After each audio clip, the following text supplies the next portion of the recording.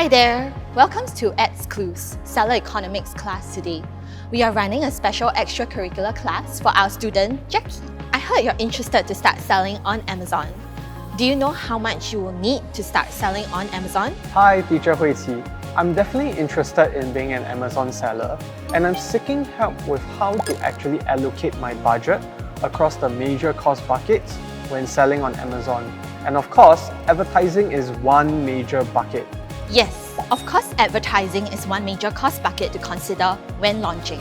Could we do a recap on the different cost buckets on Amazon? Yes, let's go through some examples now.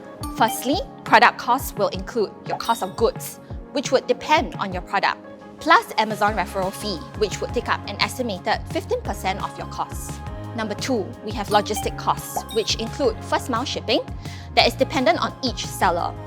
FBA fees and storage fees will account in estimation starting from 30% of costs. And last but not least, operating costs, one major cost of which will be ads, which can account from 30% depending on the seller's life cycle and amount they choose to invest in ads. Yes, this makes the cost buckets when selling on Amazon a lot clearer. As we can see, advertising cost is one major cost factor that can vary a lot depending on the product lifecycle stage. For many new sellers that are just starting out, or when launching new products, sellers often see high A costs, for example. Yes, it's important to check out how products behave in different product life cycles. When you're just starting a new product, the cost of customer acquisition is going to be high, and sales will take some time to pick up. Yes, indeed. Oftentimes I see really high A costs. Yes, at the beginning phase of selling, you can expect most of your sales to be attributed to ads, and it's normal to be seeing high A costs. We can subsequently take steps to optimize your advertising spends as our sales increase. So, how would you recommend to do this continuous optimization of my ads, and how to allocate my advertising budget? As I'm planning to launch a new product selling on Amazon, and I've seen so much data online. For example, I've read recommendations to start with sponsored products automatic targeting, then to find keywords and to do manual targeting as well.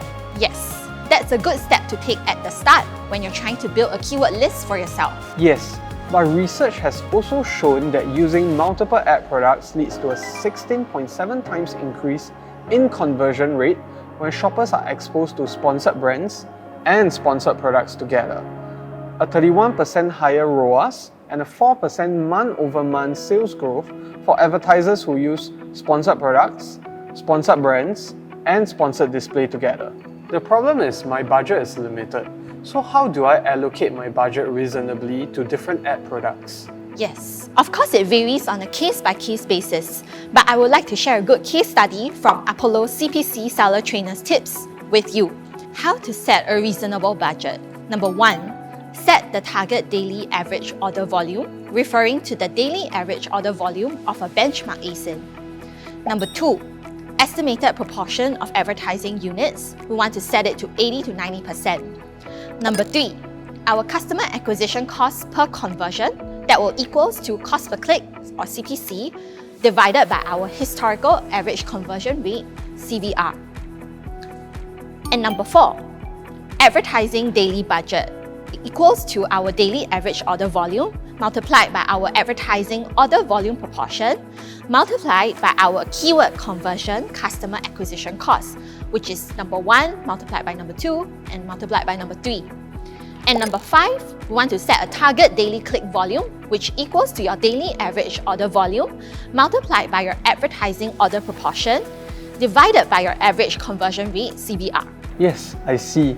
So now how do I actually prioritize which campaigns to launch and which ad products to use? We can see the recommendation here for advertisers to take when launching new products to maximize impressions and exposure to drive traffic to your listing. Here is the budget allocation that we would recommend.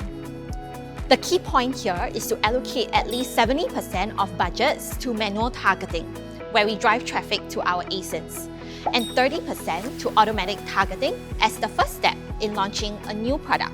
I would recommend the following structure when grouping ads. Number 1. For sponsored products, to use high converting keywords, which are phrases or broad keywords. Number 2. For sponsored brands video, to use keywords similar to sponsored products in point 1, but if we get 3 orders and above, we place them into sponsored products exact match to optimize conversions. Number 3, for sponsored products automatic campaign, to use close match targeting by using branded keywords, category keywords and ASINs, substitute ASINs as well. And then subsequently, we can negatively target up to 50 keywords that are irrelevant from the above. Number 4, we can also then use ASIN targeting. I see. So we are trying to expand our traffic via the sponsored products phrase and broad match campaigns, where we'll find high converting keywords and place them into sponsored product exact match, as they will be long tail keywords with high orders. Yes, indeed. Meanwhile, sponsored brands video would be an optional add-on campaign if you have additional budget to further boost visibility on the search results page. The best practice here is to use your most high-performing keywords from sponsored products and plug and play into sponsored brands video. So, how do we optimize going forward? So, going forward, this is the first step in the start phase of a seller lifecycle, and we are trying to find what keywords, ASIN targets will help us into the growth stage. We can take a step-by-step approach here by clearly separating our campaigns by ads and then targeting type. We can clearly assess the effective rate. For my top generating campaigns, we should increase budget by 25%. For our average generating campaigns, we can increase budget by 15%. And for our lowest performing campaigns, we should lower budget by 25%. And how frequent should we be reviewing campaigns? Would once every 5 days as a review work? Yes, exactly.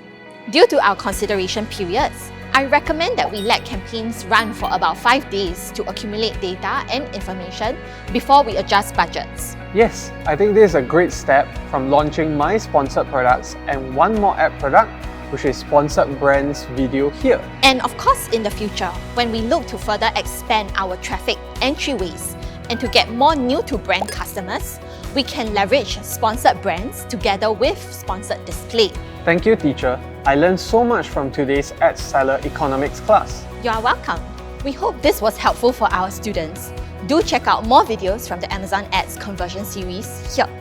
Yes, don't forget to like, comment and subscribe if you have enjoyed the video, and we hope to see you next time. Bye!